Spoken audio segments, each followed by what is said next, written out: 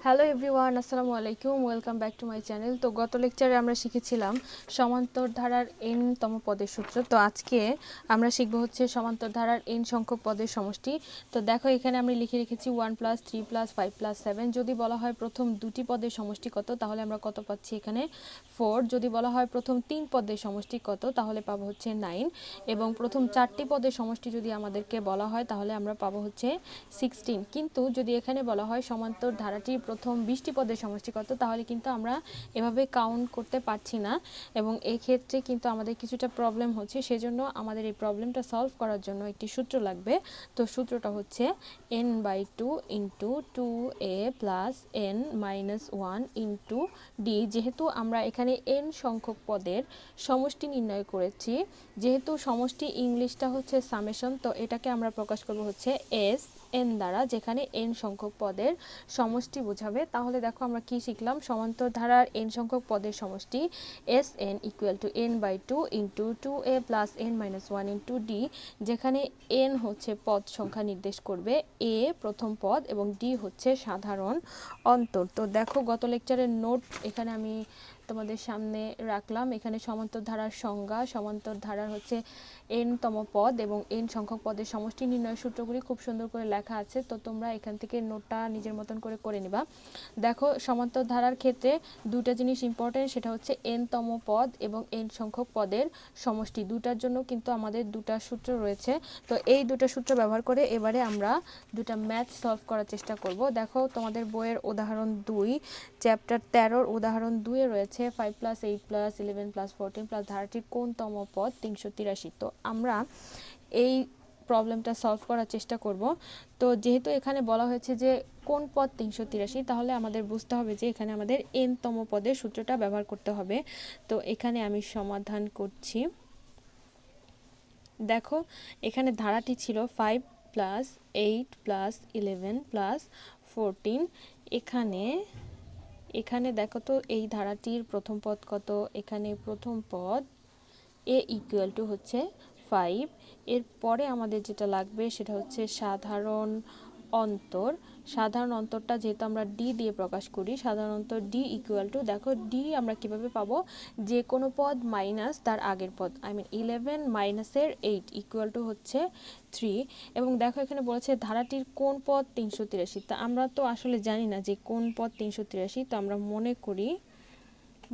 করি n তম পদ হচ্ছে 383।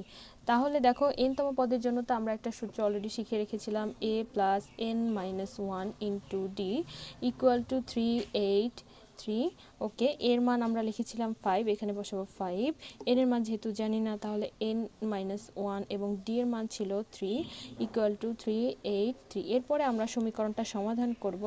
দেখো আমাদের n-1 × 3টা এই পাশে রেখে +5 ওই পাশে দিলে আমরা পাবো হচ্ছে -5। n-1 × হচ্ছে 3। তো এটা যদি আমরা মাইনাস করি, তাহলে এখানে আমরা অ্যান্সারটা কত পাচ্ছি, এখানে অ্যান্সার পাবো হচ্ছে 378।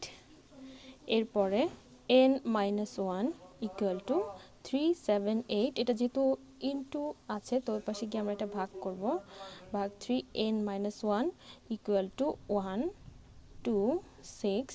এরপরে n = 126 -1 যদি আমরা ওই পাশে দিই, তাহলে আমরা পাবো হচ্ছে n = 127। তার মানে আমরা যেহেতু মনে করেছিলাম যে n তম পদটা হচ্ছে 383, তাহলে আমরা বুঝলাম যে 127 তম পদ কত, 383। তাহলে আমরা লিখব 127 তম পদ = কত, 383। এটাই হচ্ছে আমাদের আনসার। ঠিক আছে, তো এখানে আমরা n তম পদের সূত্র a + n-1 × d যেটা ছিল, সেটা দিয়ে আমরা একটা ম্যাথ সলভ করার চেষ্টা করলাম। এরপরে আমরা উদাহরণ 5-এ যেটা দেখব যে 7 + 12 + 17 ধারাটির 30টি পদের সমষ্টি কত। দেখো আগের ম্যাথের সাথে এই ম্যাথের যে পার্থক্য, সেটা হচ্ছে আগে আমরা করেছিলাম n তম পদ, কিন্তু এখন আমাদের কি বলেছে প্রশ্নে, যে 30টি পদের সমষ্টি কত। তাহলে আমাদের বুঝতে হবে যে এখানে যেহেতু সমষ্টি বলা আছে, তাহলে সূত্র ব্যবহার করতে হবে সমষ্টিটা, মানে Sn এর যে সূত্রটা ছিল। তো এখানে ধারাটি 7 plus 12 plus 17 plus dot dot dot. এখানে প্রথম পদটা আমরা কত পাচ্ছি, এখানে প্রথম পদ a ইকুয়াল টু 7, এরপরে আমাদের লাগবে হচ্ছে সাধারণ অন্তর, সাধারণ অন্তর d ইকুয়াল টু যে কোনো পদ মাইনাস তার আগের পদ, আই মিন 5। তাহলে আমরা এখানে পাচ্ছি a ইকুয়াল টু 7 এবং d ইকুয়াল টু 5। যেহেতু এখানে বলা আছে ধারাটির 30টি পদের সমষ্টি কত, তাহলে আমাদের বুঝতে হবে n ইকুয়াল টু 30। সো এখানে আমরা n সংখ্যক পদের সমষ্টির যে সূত্রটা শিখেছিলাম, n সংখ্যক পদের সমষ্টি Sn equal to n by 2 into 2a plus n minus 1 into d।